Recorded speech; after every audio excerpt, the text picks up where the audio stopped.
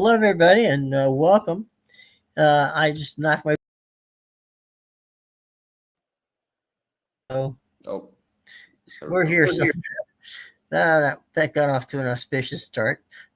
Speaking of auspicious starts, last night the Buffalo Bills showed that they were indeed human, and your Atlanta Falcons stepped up and played, and you were at the ball game. Give us a little behind the scenes look at what happened last night in that Falcons win over Buffalo.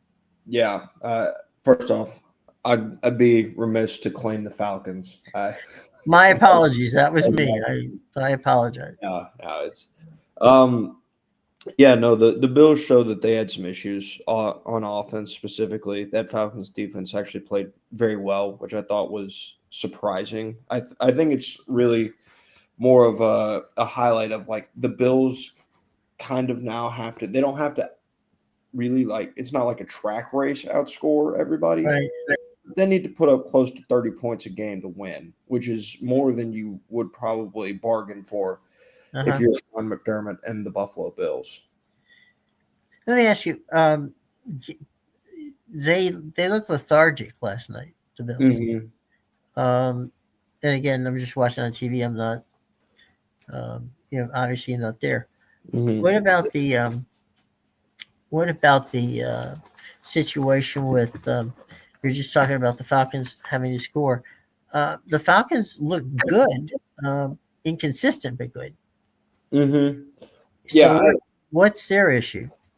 it feels like more of the same for Atlanta. Like those guys, the Drake London, Bijan Robinson, Kyle Okay. Pitts, Michael Penix, like that mix that they've created in their drafting of Uh-huh. their offensive weapons. There are times, specifically in the first half, where you watch and you go like, "Man, this offense is electric. Like, how are you Right. going to stop all of these options that they have? Like wide zone with Bijan is they run it really well a lot of the times. Now, Mhm. obviously, you get one behind the sticks, and now it kind of changes the way. But they've done a really good job, and when it works, they stay on schedule really well. Um, but it comes down to that inconsistency is when they stop the bread and butter because everything works off that wide zone play. All of their Right. play actions, all of their passing stuff, everything works on what they're doing with seven in the backfield in the running game. Right. That's the way everything they run boots all of it. They run a lot of just regular play action stuff off of it. So it's the focal point of their offense. And when it gets stopped, the offense stops. Like it tends to stall, which is Doesn't what have a plan B. what the Bills seemed to do a better job in the second half was stopping the run. Because you looked at the Falcons and granted they had that 81-yard explosive, but throughout the first drive, it Uh-huh. was really even split that favored the running game a little bit more in terms of their total yardage, which I think is what they also finished the game with. Yeah. Um, from a defensive standpoint, they had no answer for Bijan. No, they didn't. And I would say in fairness, Bijan Robinson has an argument to be the like I feel like where he is and the way the team performs as a whole can somewhat overshadow it. I think he has a very legitimate argument to be the best running back in the country.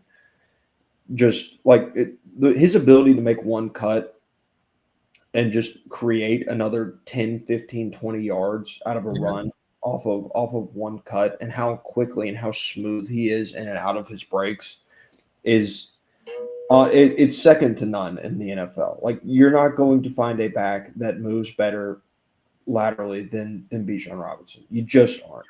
And then he has the speed that goes with it. We're talking about Saquon Barkley Right. and the package of speed and power that he presents. Bijan Robinson's in a very similar class, and Right. I would argue that he's a better receiver than Saquon is.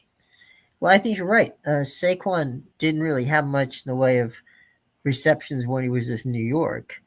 Then we Mm-hmm. got to Philadelphia, and they kind of built little packages for him. But he's not necessarily a back that Philadelphia uses as much as you would think they would in passing situations.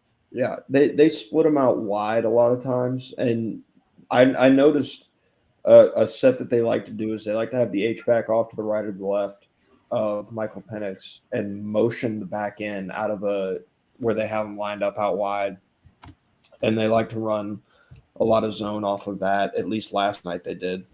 Um, and it worked really well there too. But it's the threat of Bijan still being able to run those routes when he's lined up out wide. Like it's a legitimate thing that you have to match up against. And you can't just have it like, well, there's the running back. We need to have somebody there, but they're not really like looking towards him. No, when he's lined up out wide, like that's a legitimate. There's a very real chance that he's the primary route on that play. Yeah, it's funny. I was just looking at a comparison of Saquon and Bijan. They're both 6 foot. Bijan's 220, and Saquon's 233. And while he outweighs him by 13 pounds, I think Bijan might be better at hitting the gaps than Saquon is. Yeah, And by the way, now we're on a very elite level. I'm not. Yeah, the two guys we're talking about at this point in time may be the two best running backs in football. yeah, and I think when you're splitting the hairs of it, I would say just where Bijan is age wise versus where Saquon is age wise, Right. Bijan's just a little bit faster. And that's the difference. Like that 81-yard touchdown run, he had to tightrope, but that run was made possible because of just how fast he is. Mm-hmm. Because he's like a different level of speed that you can't really compute. Like you've got to get him down inside of that, really inside the first level. You don't want him climbing up to that second level because if he makes a guy miss on the second level, then he's pretty much gone. Yeah, just again observations from afar, as the old saying goes. The thing that impressed me about Bijan is that,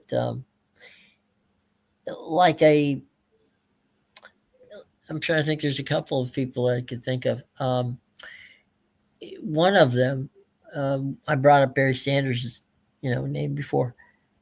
I think that the thing with Barry and this thing with Bijan, when you're comparing them, and you're a fan, is they can go from 0 to gone in a heartbeat.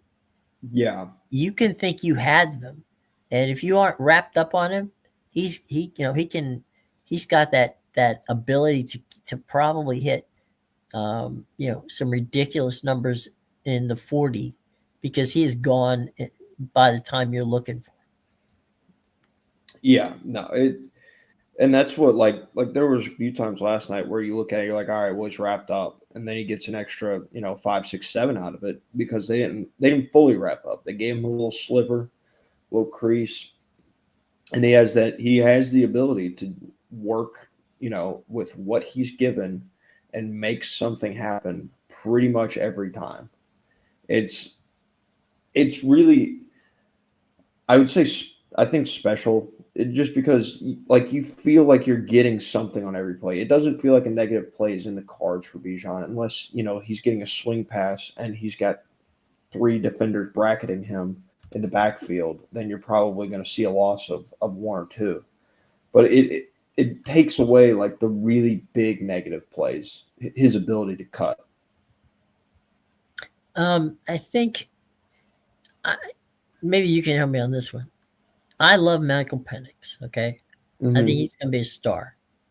Yeah. But I'm not so certain that the offensive coordinator agrees with that because they didn't really do a lot to help this guy, in regards to that. Yeah, and that's when I go back to I was talking about what they like to do their offense out of, but it feels like they're very reliant on that run. Not that other teams aren't relying on a run game. A run game is important, and it is almost a requirement to win football games. That's not where the problem lies. I think your problem lies is when you're solely dependent on the running game. And they could be solely dependent on the running game last night. They ran for, I think it was like 230 yards as a team last night.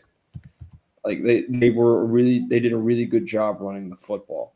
But when you get them into a lot more of that one-dimensional stuff and you're able to kind of load the box and play solid defense on the back end, then it can give Michael Penix issues. He still feels like he's not comfortable really fully in this system yet and with his receivers. Because when he has to throw and he becomes a more of a pocket passer and not a guy that's working out of play action or the short first and second down stuff that's more extensions of the running game, then I don't think he's fully comfortable in their drop back middle to deep pass game yet. Mm-hmm. Well, he doesn't have happy feet, and that's a good thing. But I think, and again, observation, not specifically, spending that much time looking at what he does. Penix, when he was in Washington, had the offensive coordinators and everybody took his skill set and built around it. Mm-hmm. I don't think that happened in Atlanta. I think that the OC has a plan, and you're going to go by this plan regardless of whether this suits your skill set. Yeah, and I think you're right about that. And I think it stems from really the regime before, because you saw what they did with Kirk Cousins. They brought him in and ran a lot of the same scheme, really more of that wide zone stuff with Bijan. And Kirk Cousins was a quarterback who was coming off an Achilles, and he wasn't great in that system. Like they didn't build that system for Kirk Cousins to thrive. They signed Kirk Cousins with the expectation that he would thrive in their system, and that didn't happen. And it feels like it's a little bit of a similar circumstance.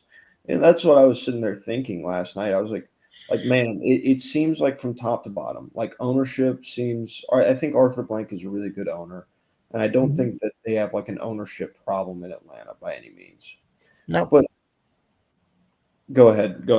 No, I was just going to say I know Rich McKay, and Rich is someone who will allow the general managers and the coaches to do their job.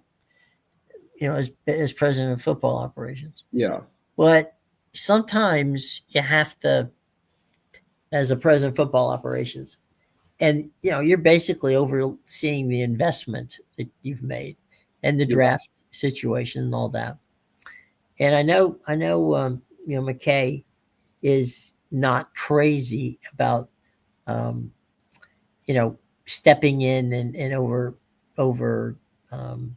in other words, he's not going to go to the GM or the coach and say, hey, what the hell's going on there? But if we've learned anything in the past few years, and I'm now talking about Kyle Shanahan, and I'm talking about the younger coaches, right? Mm-hmm. What impresses me most about Kyle Shanahan is his ability when he was in Washington and they drafted, RG3, and they drafted Kirk Cousins in the same draft. He was the OC under his father. Mm-hmm. He flew from Washington to Waco to sit down and create an offense around what RG3 did best. Yeah. And I think that what you're looking at, Sean McVay, by the way, same thing. Mm-hmm. These guys are offensive guys. I get it. But they realize, what?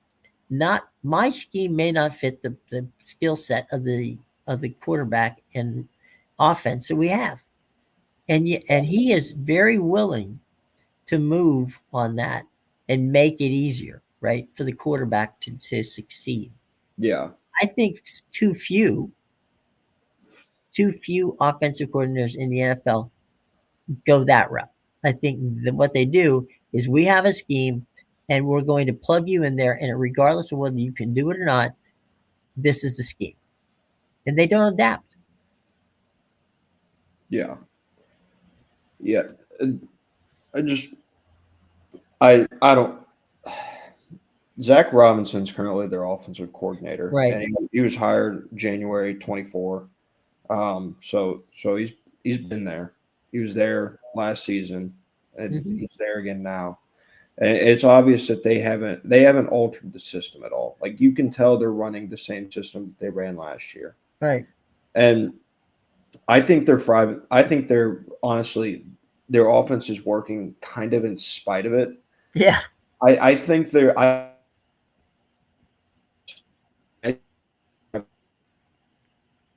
the offensive weapons. Now, granted, Hmm. they had the number 8 pick 4 years in a row, so you'd hope that you hit on a couple of them. But they've done a really good job drafting, and I think their talent is so good that they're winning in spite of a system. That's a very good point. I thought that Kyle Pitts, who athletically is one of the better, he's like Zane Flower. I mean, he's a new type of tight end in the offense because they can block, but they also have speed and they also have good hands. Mm-hmm. And I for the last 2 years, on and off, it seems as if that Kyle Pitts has gone into a witness relocation program because they don't run a single play that benefits Kyle Pitts' ability. No, they ran. I noticed on his targets last night. It Hmm. seemed like the majority of them came on those boots and rollouts Right. for Michael Penix, and still it wasn't a lot. Like it's not a lot of Hmm. stuff designed for Kyle Pitts. I think he did get a screen at one point in the game. Right. That I think is interesting, and I think it's an interesting contrast because on Saturdays I watch Georgia football and Uh huh. by the numbers, they run about 30% of their plays are screens. Hmm. So I go from getting pounded to screens, and then because of where I live, I always get the Atlanta game, so I would pretty much always watch it, and they run very little screen action. It's an interesting contrast because they're I'm in favor of them to an extent, but there's also like it feels like either team that I watch, you're on the high or low side of it. Let me ask you this: why is it, from Atlanta's standpoint, that they don't run? Because Michael did this successfully in Washington. Mhm. Why don't they run the RPO often enough? That is interesting because it's something that just doesn't seem like it's involved in their playbook. And given how much pistol they run, it's something that I think could very easily be involved in their playbook. And if it's something that worked well for Michael in the past, then why aren't you running it now? Right. And I think about it, and I can tell you why they don't run it Okay. because Zach Robinson is from out from underneath Sean McVay.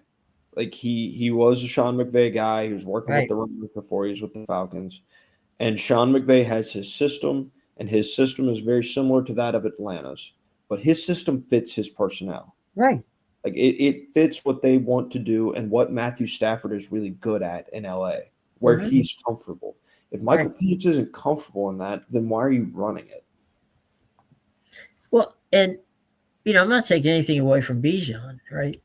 But last night they, there was some really bizarre. I'm talking about Buffalo's ability. I mean, yeah, he's good. We Mhm. just spent 5 minutes on saying how good he was. But my God, they made him look like Bo Jackson last night. Yeah, they did. And I think I don't want to throw shade on, on Bijan. I just said he was one of the top two runners in the country in the NFL. But God, I mean, there was not a single adjustment made on the Buffalo side.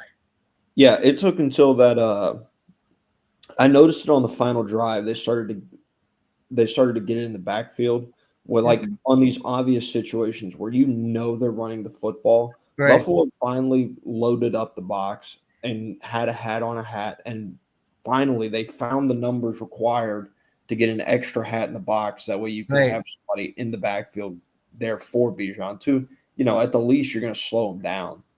and Yeah.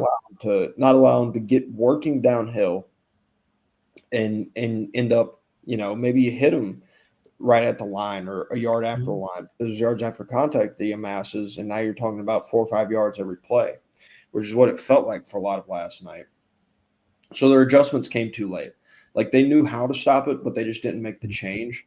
And I think part of the reason they didn't make the change is because they really did feel on their heels. Like it really felt like Buffalo didn't know it was coming. Right. But for as much as they didn't know it was coming, their defensive line, I think, has some issues right now Uh-huh. in terms of one being able to pressure the quarterback. Like I don't think they're very good at rushing the passer, and I don't think they're really good at stopping the run. It as a defensive line, you got to at least be good at one of the two. If you're good at neither, then you're pretty Right. much helpless as a defense. Yeah. It's weird. It was an interesting game. And speaking of interesting, the Commanders and the Bears played. Yes. And it's funny. Last year, it was the immaculate reception too. Um, Hmm. in that game that Washington came out on top.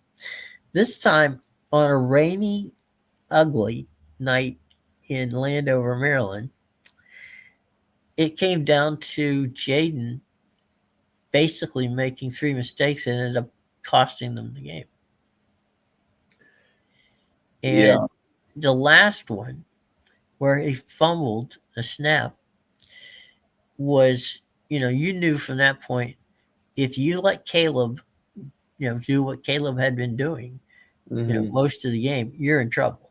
And they were in trouble, and they ended up getting beat by a field goal.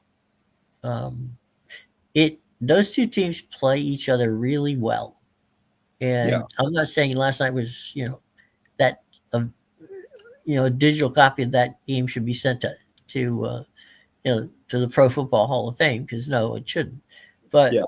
they for whatever reason, their matchups are literally matchups that mirror each other. Yeah. And I'm looking at this box score, and I think the thing that sticks out, I would say to me, between because we had talked about yesterday wanting to see Jaden Daniels play a little better. Like Right. we thought it was a very good win that they got in LA, but Yeah. you could really say that was probably more based on their ability to run the football rather than Jaden Right. Daniels' ability to go win a football game with his arm, Right. which isn't like inherently a bad thing. It's okay to win, to have to win different ways, and Right. it's good to be able to win different ways. But against a Bears defense that really in their secondary was very weak, you expected to see more than 211 passing yards. Now he threw for 3 touchdowns and Right. 1 reception, but I think it's more about the average and the yardage that you're getting. Uh huh. But the Bears won that game on the ground. Like Yeah. DeAndre Swift averaged over 7.7 yards a carry is what he averaged. And then he had 67 on the ground with a touchdown to go with. Well, one of those, what was about, what, 50 yards? Yeah, it was a 55-yard reception for a Yeah. touchdown. Yeah. Yeah. And you know, not for nothing, they missed three tackles on that play. Mm-hmm. And you're sitting there going, you know, guys, you can't. Okay, fine. One guy misses that. It's not necessarily acceptable, but it's understandable. The other two, I don't know what the hell they did. I mean, they Mm-hmm. literally, it was like one of those, you know, almost like let them score. Yeah. It was a And weird. It was a very weird. The setup wasn't that. I mean, it was pretty basic. The pass and the amount of yards after the catch was just crazy. mm-hmm. Yeah, I think these two games had a somewhat similar feel, and two football teams that playing opponents that you kind of expected to beat. They Right. weren't large favorites, but they were both favored, albeit one on the road and one at home. Right. Um, and they both found ways to lose. And I say found ways to lose because defensively they didn't do anything. Like neither one of them defensively showed up. Buffalo's defense didn't show up, and it showed up it didn't show up in a different way. but it didn't show up, and neither did Washington's defense. No. So it's two really good offenses. One that's going to take time because Jaden Daniels did get hurt. He did sit a week out, and I don't care what anybody tells you. It takes a couple weeks to really kind of like get your feel back, and honestly, probably get you back to where you feel fully healthy. Uh-huh. I don't think that's happened yet for Washington and Jaden Daniels. Yeah. So I think in the long term they'll be fine. I don't think this is really like a statement of like, well, look how much better the Bears are because they beat the Right. Raiders by the same score last week. So they've been squeaking them out, and they honestly, I've actually just pulled up the Bears schedule, Uh-huh. and you want to talk about a team that's received a good draw in terms of scheduling these next few weeks. They have the Saints at home. They go to the Ravens. They go to the Bengals, and they have the Giants at home. That is their next 4 weeks. And given injury situations in a couple of those places, and then just overall situations in a couple others, Right. you're talking about like that is a very easy, winnable stretch of football games for the Chicago Bears. And looking at the backside of their schedule, it honestly sets up. I mean, they hit it after that stretch is over. They get hit pretty well. They play the Vikings and the Steelers, but then after that, it goes Eagles, Packers, Browns, Packers, 49ers, Lions. So in that 6-game stretch, you'd say, well, you should beat the Browns, and other than that, good luck to you. Yeah. So God bless. yeah, so they have a winnable schedule, but it's still I think playoffs for the Bears right now is as good as the win may look, and it is good to go beat a team that you lost in the fashion that you lost last year. Right. I think that's a big win. Oh yeah. No, look, it was good for them, and hope. I mean, everything with regard to quarterbacking, and specifically quarterbacking with the Bears is perceptions. How did you do?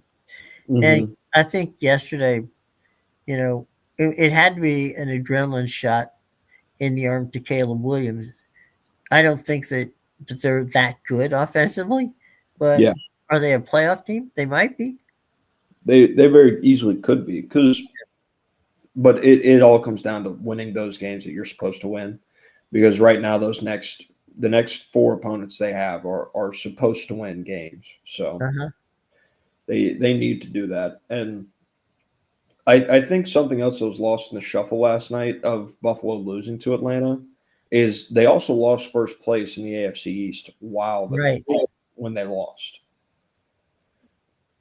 which, given the stranglehold they'd had on that division, Yeah. feels relatively notable. It's week 7 or week 6, so it's not by any means the end of the world. You're still a 4-2 football team, but it definitely gives you some pause. The defensive problems on both of those contenders.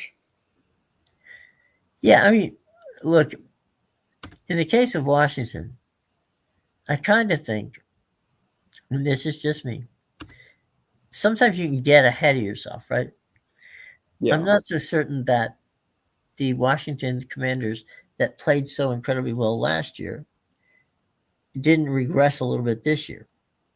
Now, it's fair to say, they've had injuries, Mm-hmm. but I agree with you in this regard. I do think that Washington will play better. Yeah. And I think that you're right again that Jaden Daniels um, isn't quite 100%. And Yeah.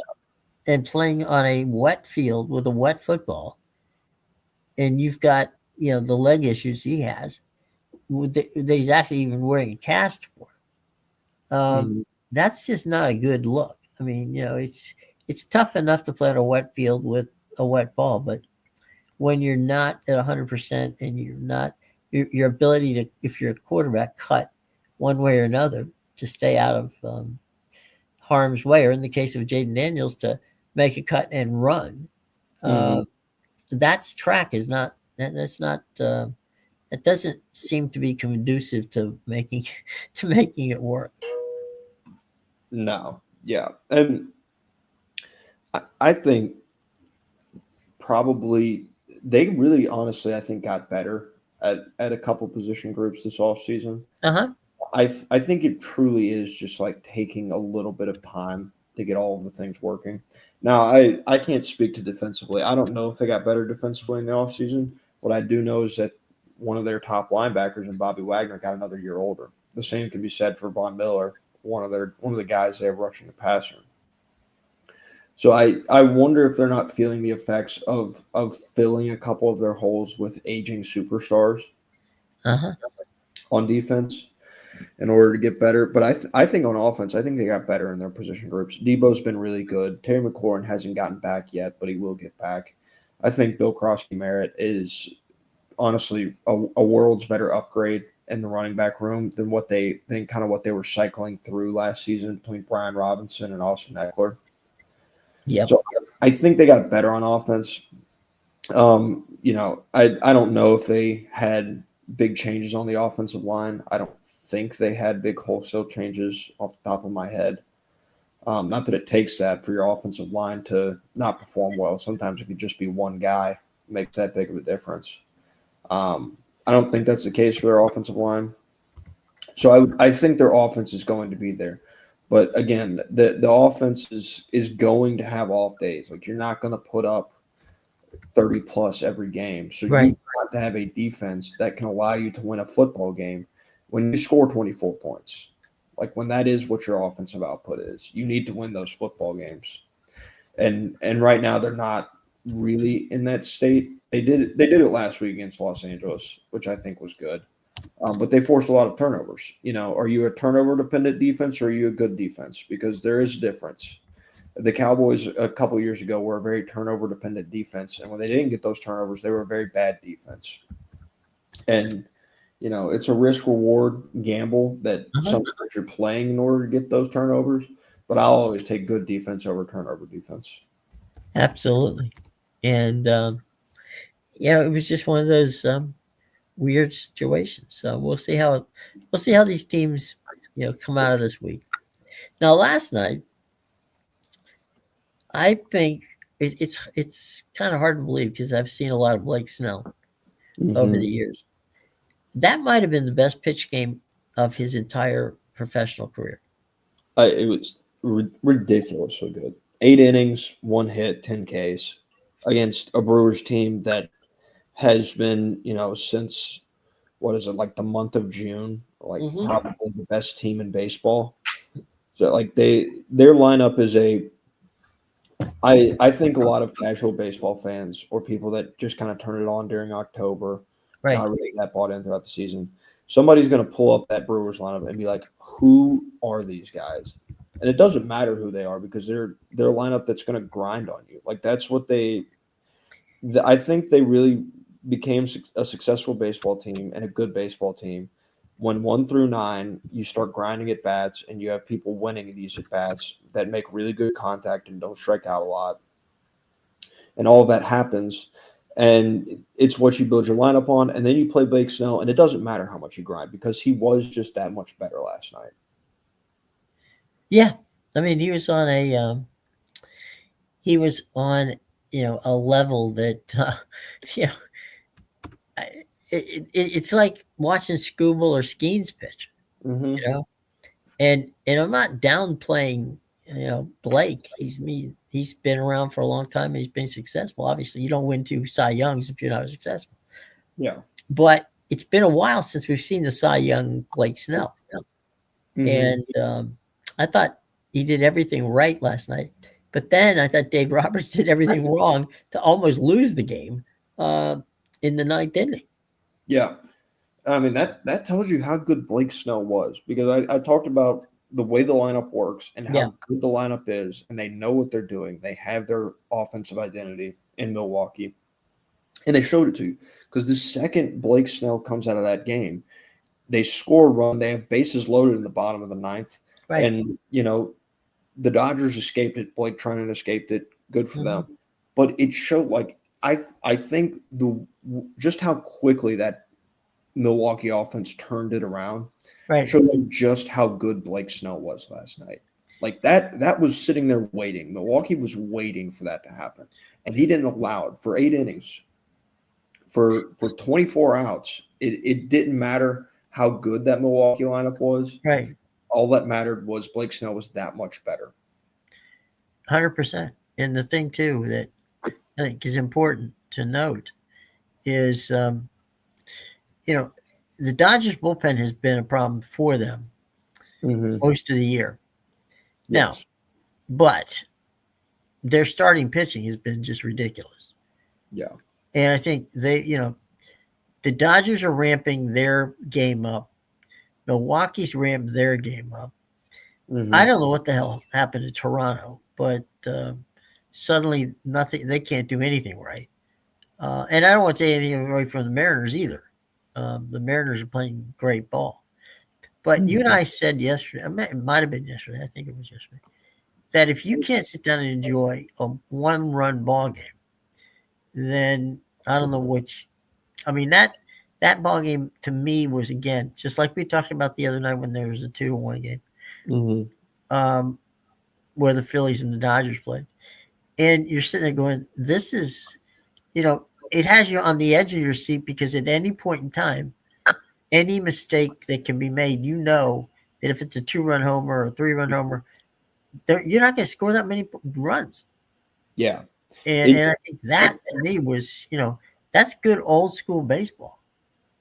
Yeah, it gives you that, like, it gives you more of the feeling of playoff baseball, because you're like every pitch matters. Anything can turn on a dime, because you're going against their best. Like on the other side, it's not like the Brewers were pulling any punches from their pitching staff. They only gave up 2 runs.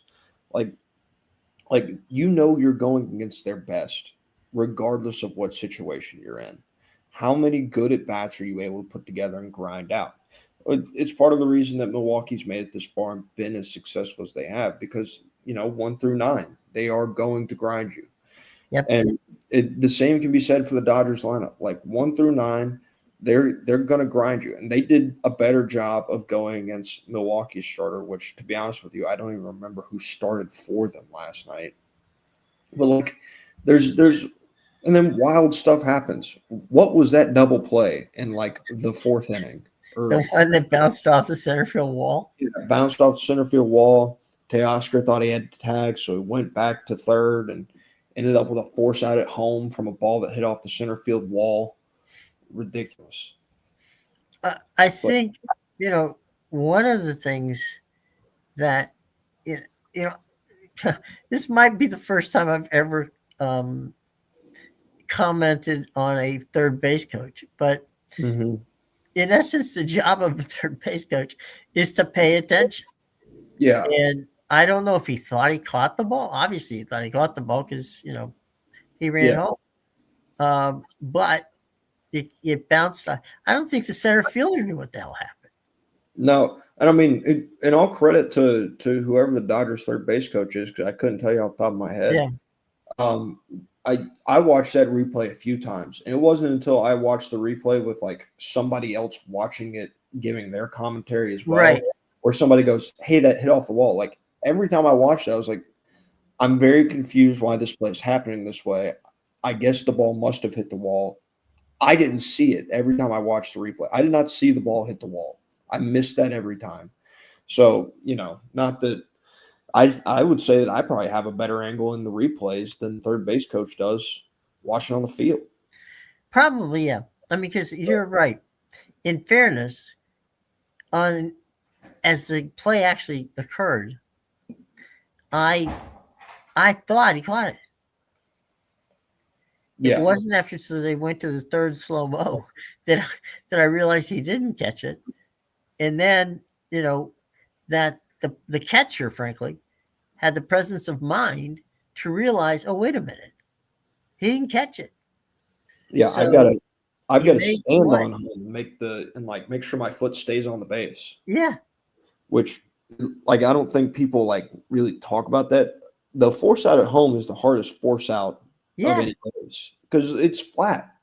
It's in the ground. Right. So Like you have a corner as a first baseman, second baseman, third baseman. If the ball's coming your way and you know it's a force out, you have Yeah, something that you can put your foot like against. That's not right. To something, brace yourself. Yeah. yeah, at home, which makes it a lot more difficult because it feels like like I can think Hmm. I'm on the bag, but I'm actually a half inch in front of it. Sorry you didn't feel that through your cleats and all your gear and stuff. So it is just a much more. It's very good spatial awareness by William Contreras to know that he needed to step on home. Yeah, I totally agree. And he, he did the right thing. He ran. He didn't even throw it. He ran back to third base and made the play there. Yeah, yeah, which was So yeah, and over the other game, the Seattle situation, I think that the the Toronto pitching staff is actually now getting exposed. yeah. I also have a theory that it was kind of like the three AL East teams.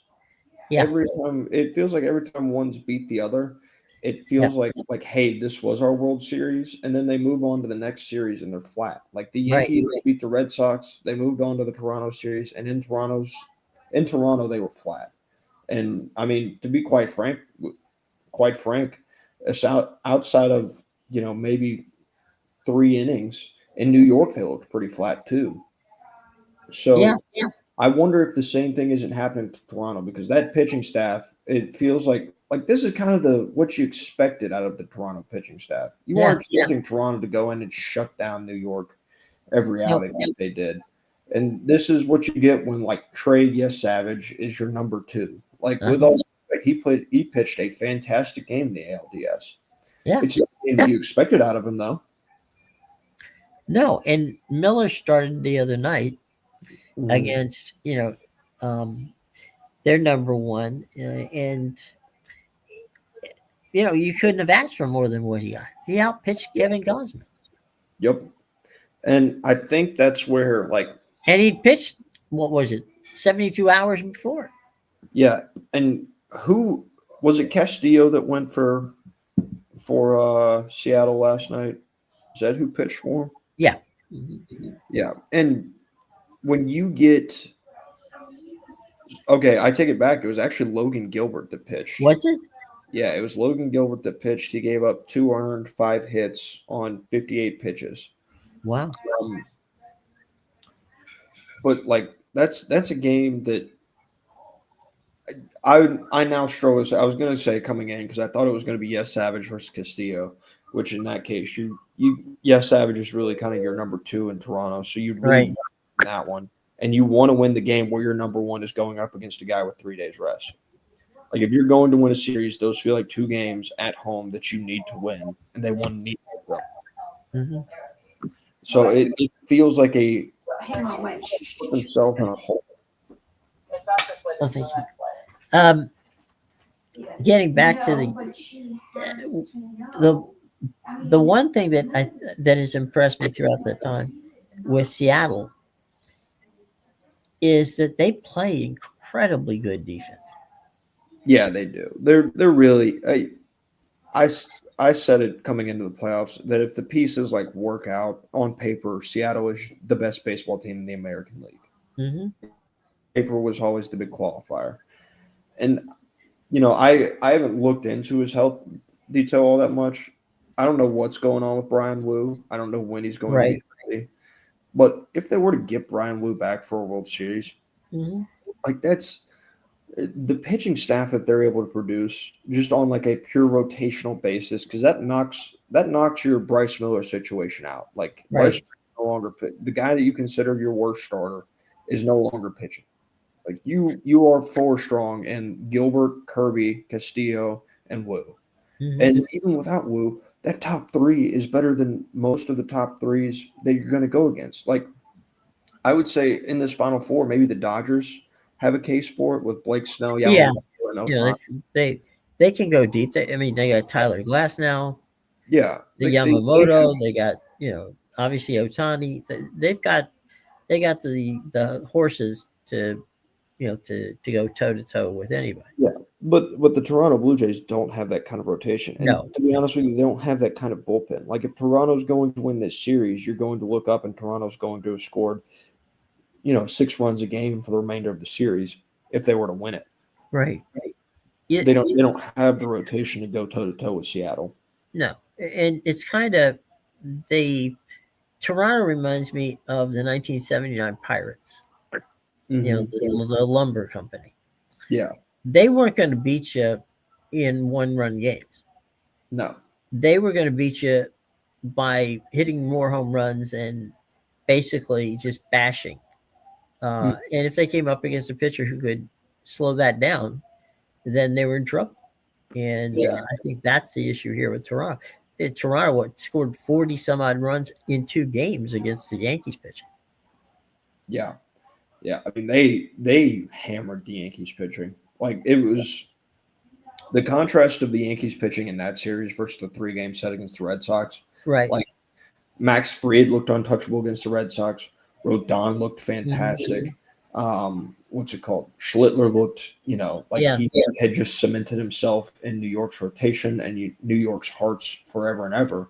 And then all 3 of them got beat up, like quite frankly beat up. I think Schlittler was probably the best, and I think he gave up 2 or 3 runs, which is still it's a good outing, but in the playoffs it's not enough to get it done.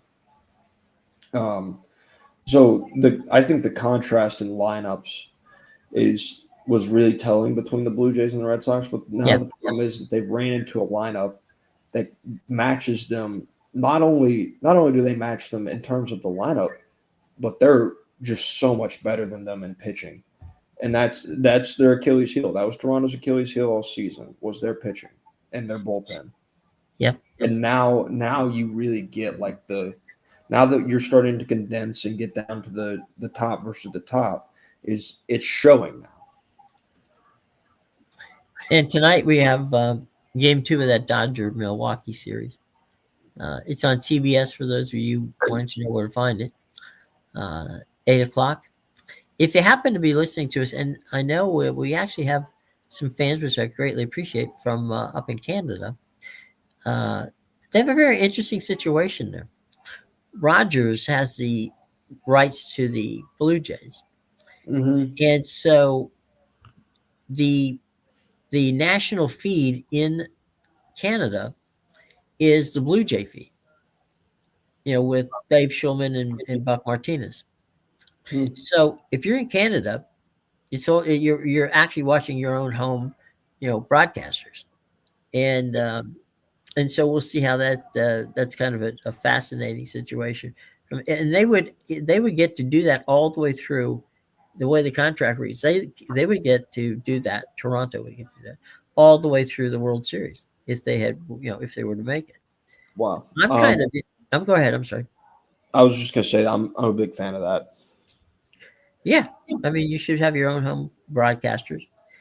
Back in the day, NBC did something which I thought was smart and fun, and that was they had Kurt Gowdy in the 70s, and but Kurt would bring in one of the opposing, like we just talked about the 79 Pirates and the playing the Orioles in that World Series.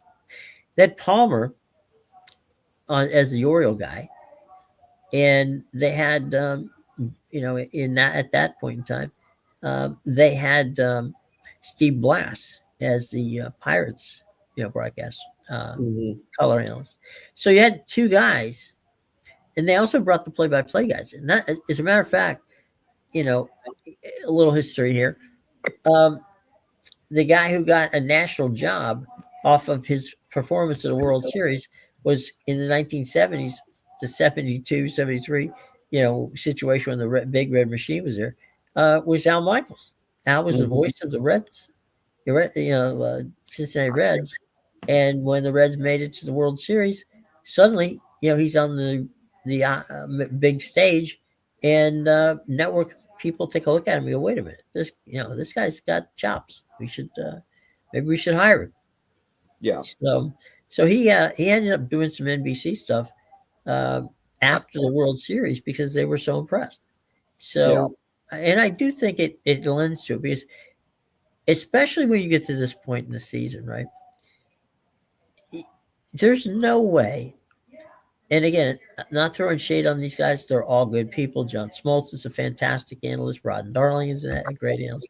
They're all Mhm. good people. That's not important. That's not my point. The point is they don't have the insight the local broadcaster wouldn't be able to give you on No. how the team got there, what this guy does better than the other guy. When you follow them every day for 6.5 months, you're Mhm. gonna pick up something. Yeah. And I think we talked about this a little earlier in a few weeks ago. When Vinny was with the Dodgers and he was also the voice of the World Series.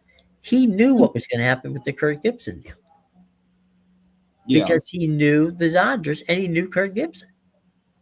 There's Yeah. no way that no matter how good you are, you're going to know these types of little things because you haven't spent that much time with the team. Yeah. There's a different, it's a much more intimate aspect for people that spend because like, and I mean, not that people aren't aware, but just how long the MLB season is. Like they Yeah, play 162 games, but they have roughly a day off a week, somewhere in that neighborhood. So add your extra day in. You're spending like 200 days with these teams, like on the road, traveling yeah, with, in a lot of these cases. So there's a certain like understanding and rapport that you have with these teams that just can't be generated from a national level. Like Ron Darling, I'm sure does a fantastic job, and he would be great if the Mets were in the playoffs, right, but they aren't. And he's not calling the Mets game; he's calling the Dodgers game and right, the Brewers, two teams that he hasn't watched for the majority of the season because right. he was on the road with the Mets. So it's not that you don't know what you're talking about or that you're a bad analyst, but No, no. just this is a certain aspect that you could grab with these like blended local broadcasts. Well, I mean, as someone who directed a number of games for Cleveland and Milwaukee and also the Houston Astros, um, I can tell you that one thing that you benefit from Mhm. is, let's say, you get up, you go to breakfast, and you pass one of the players in the lobby, and they're holding a bottle of Pepto Bismol in their hand, and Mhm. saying, what, something I didn't something last night that I didn't, I ate something last night that didn't agree with me, and man, I just don't feel it. Right now, I'm Yeah. not going to go on where I'm not going to share that with if you're an announcer or anybody. You're not going to share that piece of information with people, with your broadcast your broadcast audience, Hmm. because you're breaching a relationship with a person who you see all the time. You Yep. almost become a family Hmm. because you see things. You see when people are having trouble at home, right? Yep. When a guy's wife is, maybe she's ill, or maybe the child is ill, maybe he's not in the same city, and he has to call to find out how everybody's doing. I mean, they're baseball players, like every other person in sports, are human beings, and Yep. there are going to be things that happen that in that take them away from the ballpark in their head, because they don't know what the hell's going on at home, or how's their parents doing, or what, if somebody's sick. It's only natural you're going to want to address it, and Hmm. sometimes you just can't get off the field, off the trip and fly home. Yeah. And And those are the kinds of things that you get from local broadcasters who know it because they see it. yeah. And that's what like I think a good example of that is last year, not this most recent year, but the 24 season. Red Sox were playing a game out in Texas, and I think William Abreu had just hit his. He hit two that game, but I think he had just hit his first home run, and he hits his first home run. And these clips they catch him like crying in the dugout. He's being consoled by teammates and stuff. Right. And I think it's a situation where it's probably something that they wouldn't have shared if it wasn't for the shots that they had. But later they shared like William Abreu's grandmother. I think she had just passed away. Uh-huh. But he had been. But it's something where he'd kind of been away from the team a little bit for the past week, and everybody was kind of curious as to why. Not really. It said like had some family concerns or whatever, and then finally, you get to that moment and they reveal this stuff. But that's something that these announcers have been sitting on for Hmm. better part of a week. Like they've known this. They've been around the team.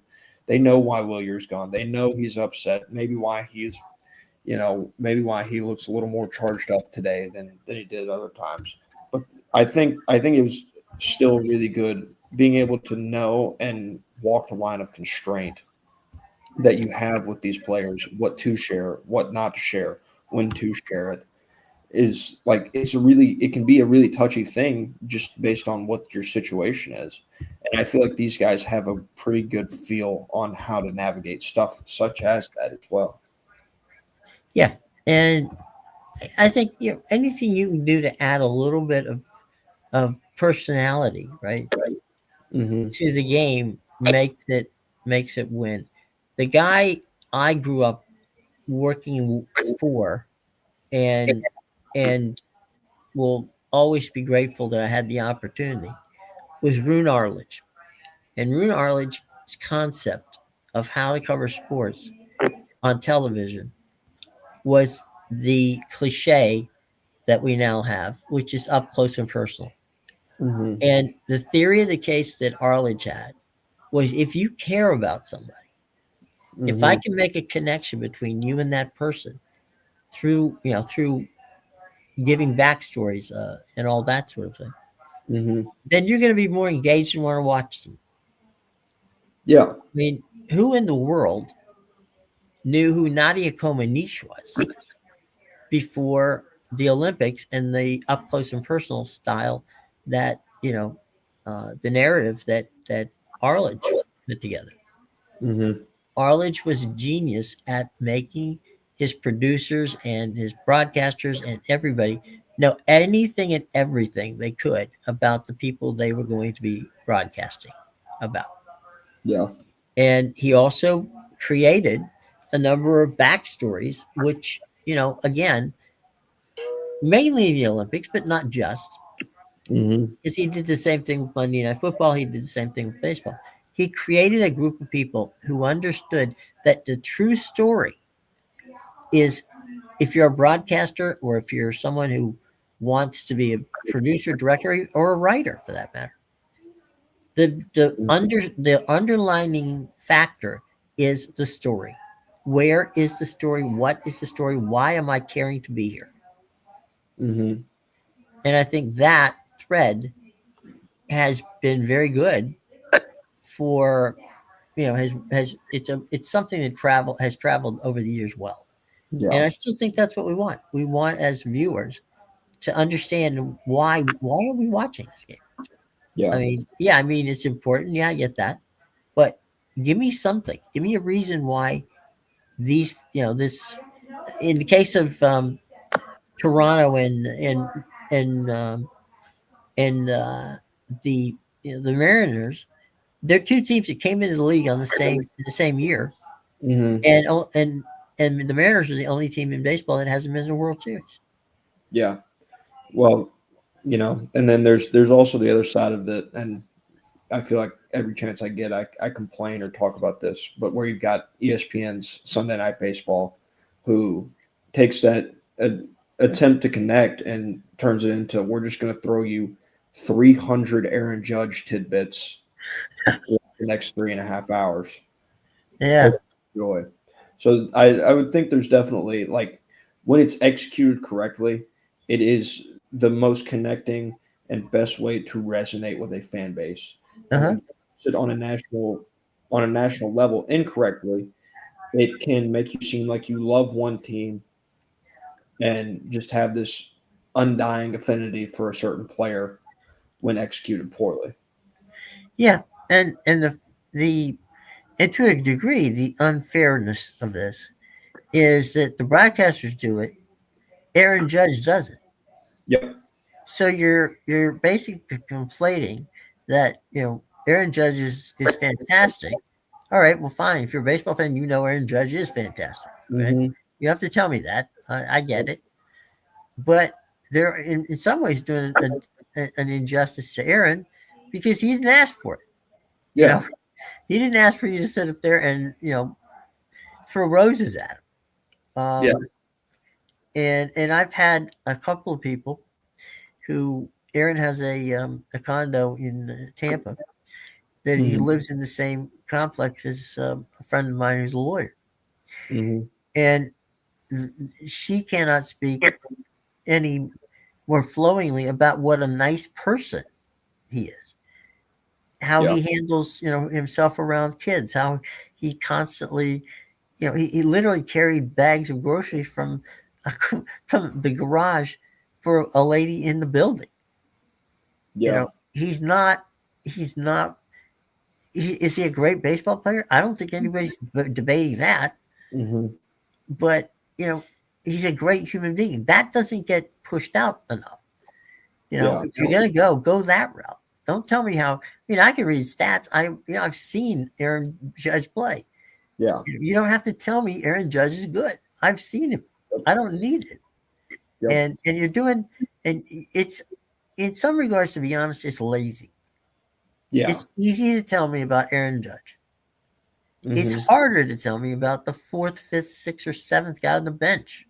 Well, and I think that's what for as bad as they are sometimes is you turn it around and some of the stuff they were giving you on Cam Schlittler and Yeah, like his growing up in and around Massachusetts and right, the complicated, not so complicated dislike of the Red Sox that he had, even though he grew right, up in Massachusetts and stuff like that. When you're able to dig in a little better on that aspect of things, that's good. Like Cam Schlittler isn't a name that everybody knew coming into right, the game three of the wild card.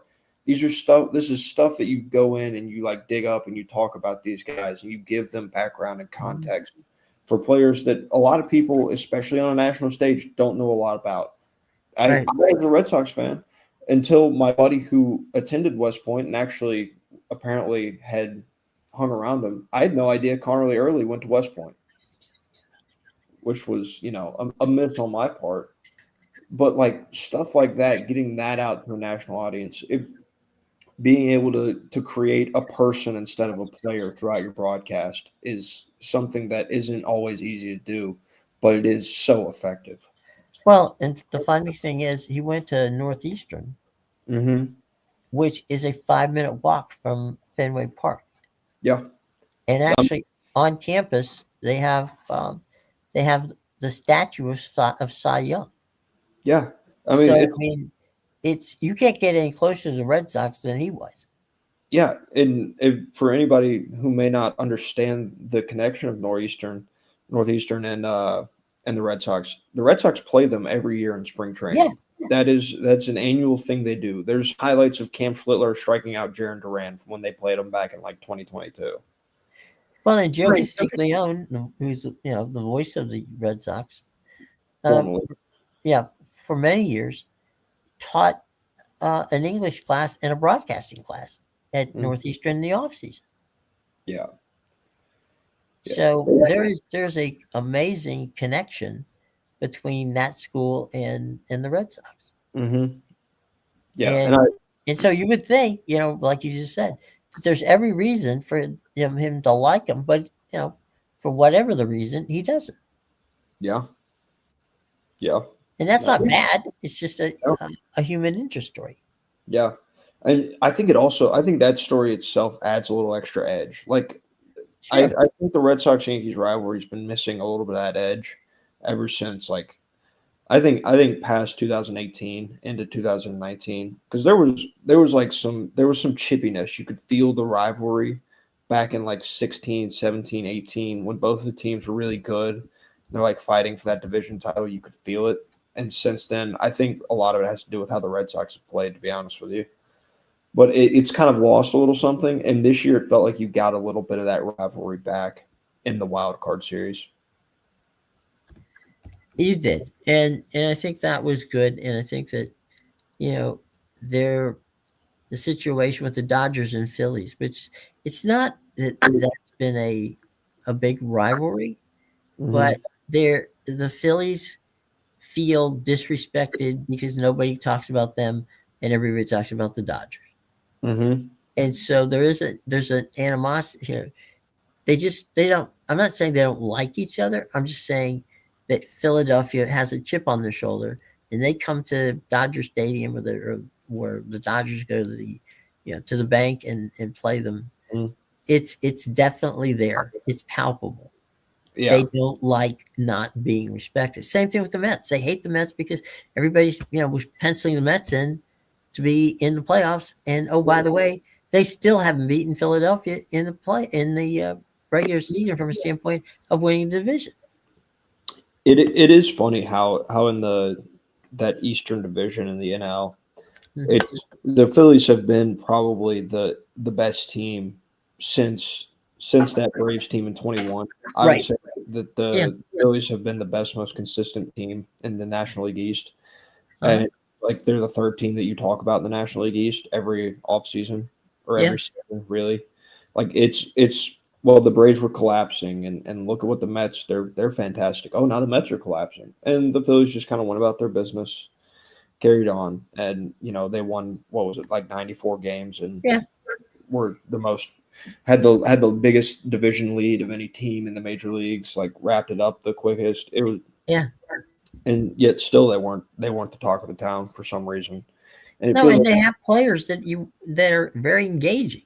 I but mean, you can't watch Bryce Harper and not say, what that's the second coming of Pete Rose. yeah. But it feels like they came and went out of the playoffs in a very Yeah. similar fashion. Like nobody was really, the wild card series. Obviously, nobody's talking about the Phillies, and then you finally get to the divisional series, and they lose that first game. And honestly, after that first game, you're like, well, they better bounce back. And they lose game two. All right, well, everybody writes them off, and it felt like the playoffs was over before you could even really start talking about Philly. Yeah. And I think in a situation with Philly, when they got to the Dodgers, it was basically they had so many people who had gotten beaten up, and the Dodgers were just coming back with, I think, wasn't it like 2 or 3 weeks before that, they got Glass now back and a couple of other players they got back. And so the Glass Dodgers were kind of, now, I'm sorry? Glass now and Snell, they got back Yeah. recently. So, so they were actually getting healthier when the Phillies were not. And, which is, it's the way baseball goes, is the way sports. But to not recognize that the Phillies are a good baseball team, that's just ridiculous. Yeah, and like I will say that's a dynamic in all of sports is like the best team wins, Uh-huh. which may be true in some cases, but I think in a lot of cases the deepest team wins Uh-huh. in a lot of scenarios because like you think about all of these seasons, and yes, they're all different lengths, but everyone is kind of like at their max length at this. Like you feel like where technology is and where player health and safety is right now, all of the leagues are kind of maxed out on their games. Doesn't mean they won't necessarily like lengthen or shorten seasons in certain leagues, but they're kind of maxed out. So injuries are very much a factor. And do Yep. you have the guys sitting on your bench that you can go replace? Hmm. And that's kind of what you're supposed to be doing at the deadline, Mm-hmm. making your team deeper. Yep. And the one thing I that I'm and we'll wrap things up here because we're running way over time. But Yeah. the the one thing that from a standpoint of Major League Baseball that I wish they wouldn't have done, and that's the cut short the cut short the number of players you're allowed to bring up in September, Yeah. because what happens there is you actually may find one or two guys who end up on your playoff roster, Yeah. And if you're only allowed to bring 2 up, then that's not going to help you. Which didn't it turn into, and I forget what the reason was, but wasn't like one of the primary reasons they'd stopped doing that is it kind of turned into, like a second trade deadline with the DFAing and stuff like that. Well, that was part of it, but to be honest, the real problem was the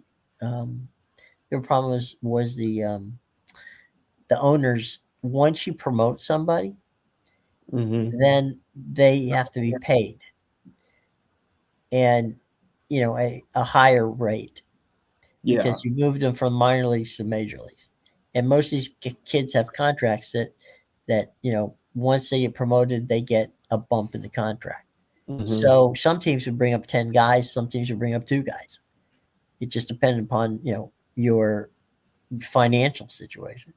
Yeah. And but that being said, you did receive the opportunities to take some of these young guys who you had heard about in the minor leagues, but sometimes they would help to propel you to the playoffs.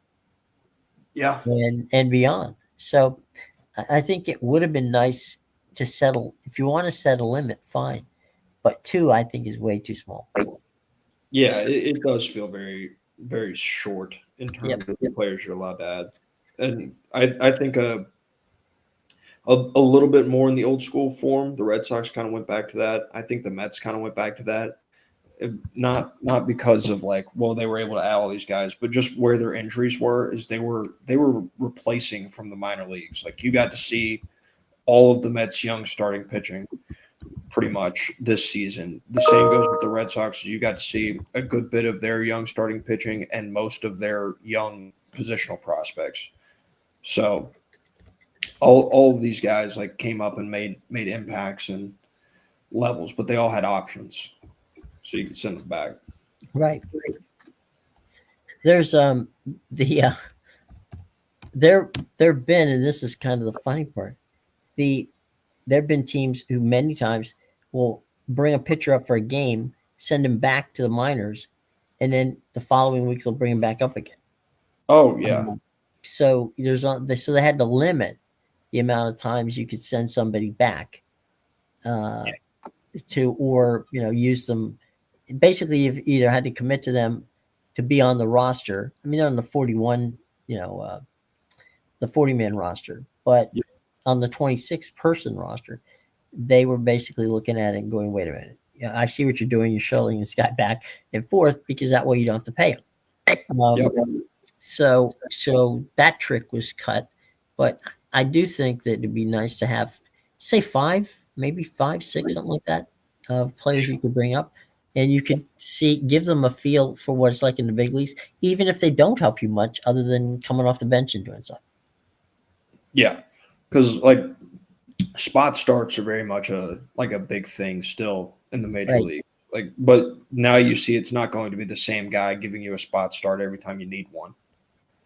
It's going to be all right. Like who haven't we called up? Who hasn't came and gave us these spot innings, or guys that are like going to remain on the roster as a reliever that will come out and make your spot starts. Right. And I think after a while that gets tedious as well. So we'll have to see what goes on. Anyway, my friend, greatly appreciate it. A lot of fun things going on today. We greatly thank all of you watching, and you've been fantastic. You're the reason we do this. Do us a favor, all right? Hit that bell, subscribe, and by all means like us, and then drop us a comment. We will. We're nice people. We'll answer it. So go there and do it. So please, that would be great. All right, Matthew, you have a great day, buddy. And all of you out there, we enjoy chatting with you.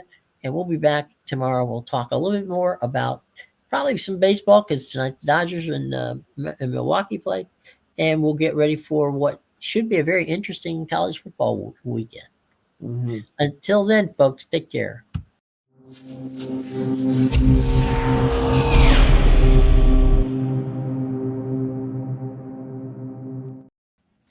Hey, Matt, does Yeah. George